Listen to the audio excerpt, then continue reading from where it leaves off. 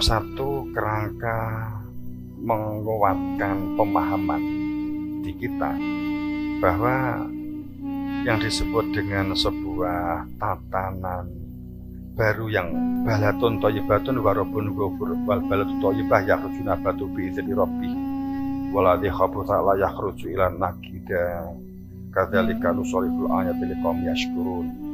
Ditafsiri secara bebas kan begini selama ini yang menjadi sebuah pemahaman bahwa baldatun itu negara, thayyib itu baik.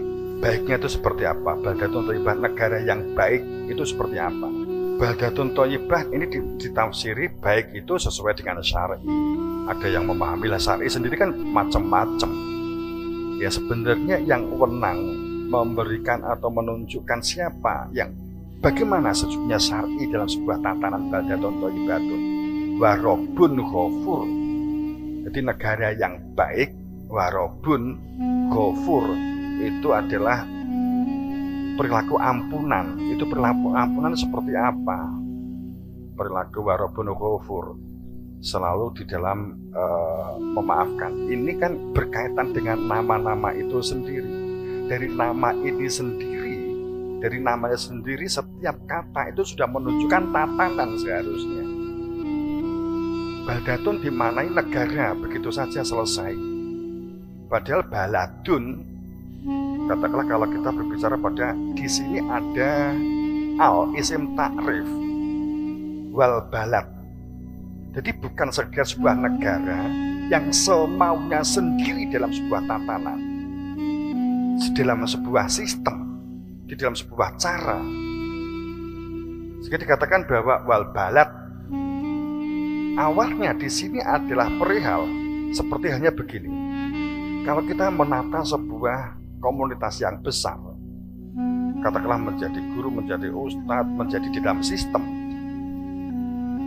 kemudian hanya karena sebuah ekonomi dan produktivitas kita genjot produksi karyawan itu diromusakan atau dipaksa dengan kerja yang luar biasa sampai mungkin 16 jam begitu ya, setiap hari pamannya begitu, sehingga tidak ada keharmonisan di keluarganya akibat hanya mengejar sebuah ekonomi lahiriah pamannya begitu ya. Ini bahwa kesejahteraan untuk umat menjadi kebohongan.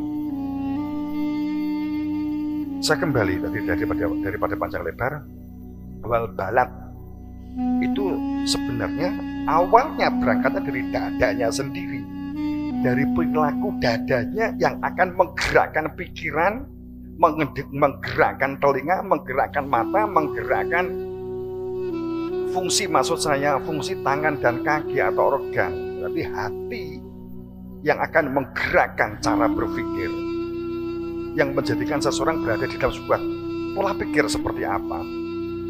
Kemudian pola pikir ini akan membuat strategi dengan rasional dan nalarnya untuk menggerakkan cara mendengar dan cara melihat, dan juga cara mendengarnya dan cara melihatnya itu otak sudah menyaring ini adalah sistem yang baik, cara yang baik, informasi yang baik, informasi yang tidak sekedar didasari sebuah emosi begitu.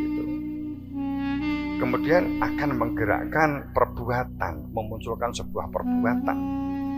Dalam hal ini di situ ada kalimat di dalam sistem wal balad at-thayyib, baldatun thayyibatun.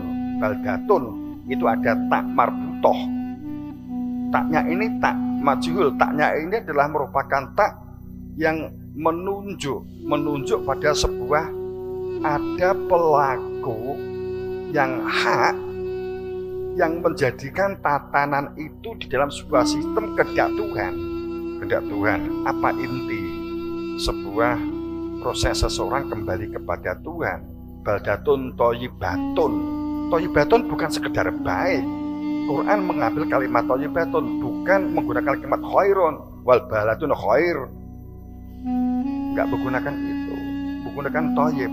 Artinya thayyibah itu thayyibah itu artinya seseorang yang di dalam dadanya itu ada tatanan thayyibah. Dan jika dia di manajemen, di tatanan sosial, dia menyadari tentang thayyibah ini. Apa itu? Hal yang dimaksud thayyibah yang baik itu adalah mengetahui antara yang tools, yang wadah, dan yang isi.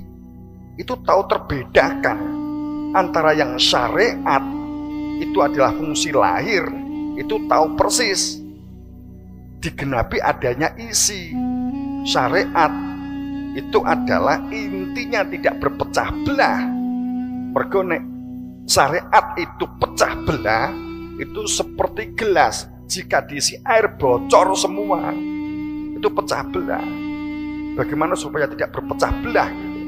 Supaya tidak bocor dengan tidak iri, dengki, emosi, merasa benar, harus atau wa sam'a. Itu berarti wala tatafarraqu. Intinya syariat itu di sini. Jadi thayyib itu mengetahui kehidupan dunia ini hanya alat, kuping, mulut, muni Allah, Allah, Allah, itu hanya syariat. Jadi tahu orang yang di dalam thayyibah itu tahu antaranya wirid dan zikir, antara Quran dan Al-Quran. Tahu antara zikir dan Al-Quran itu tahu persis. Bukan karena bacaan buku dipedomi terus kemudian kamu jadi tokoh padahal hanya dari baca. Apakah khalifah itu seperti apa?